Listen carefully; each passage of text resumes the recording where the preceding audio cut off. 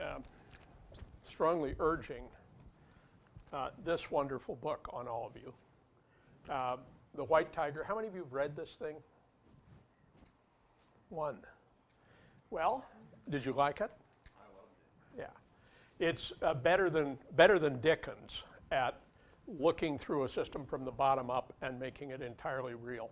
So I strongly urge that on you. And once you pick it up, you'll read it in one long session.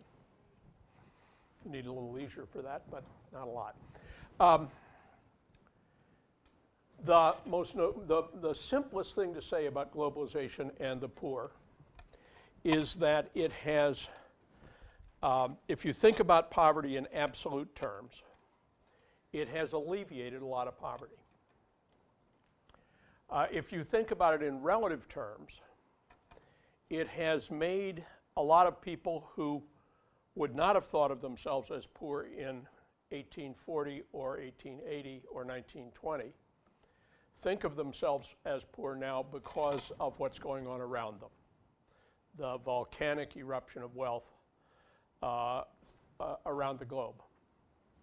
Now, I should also note there that there's a coercive element to economic growth. Miroslav referred to it very briefly, but even when there's no kind of obvious tyranny to the thing, the marginalization of once remunerative and valid ways of making a living, what happens to the 10-hectare farm once the scale economies of global commodity production set in, is that it's marginalized. It is forced out. And skills which were once valuable become less valuable. So there's all that going on. But this is again Hans Rosling's wonderful data animation. And I hope I'm having real trouble with this. This mouse is way too active for me. Here we go. We're in 1840 here. The vertical dimension is life expectancy. The horizontal dimension is income per capita. And the scale on both is linear. So we're not, log scaling makes it pretty tough to interpret change. And so now we're going to play the movie for about 170 years. Each dot is a country. They're color-coded by the map up here. The diameter of the dot represents population. And watch what's happening. Let's see if we can stop there for a second. Okay, so far what's happened? Mostly.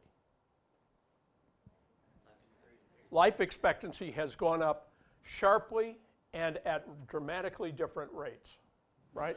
It's mostly going up in Western and North American settings. It's going up very fast. And in the background, not shown here, the birth rate is not going down. So as life expectancy goes up, death rates go down, birth rates don't go down. We're creating the population surge, which brings us nearly to 7 billion people today.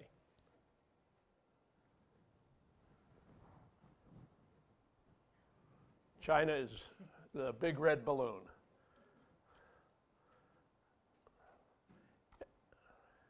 Okay, so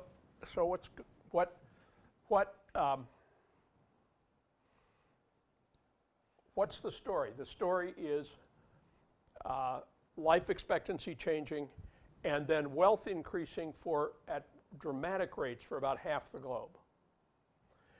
What's hidden in this is that take India, the large blue bubble. Is that in India, the vertical scale of inequality is going up fast, fast, fast.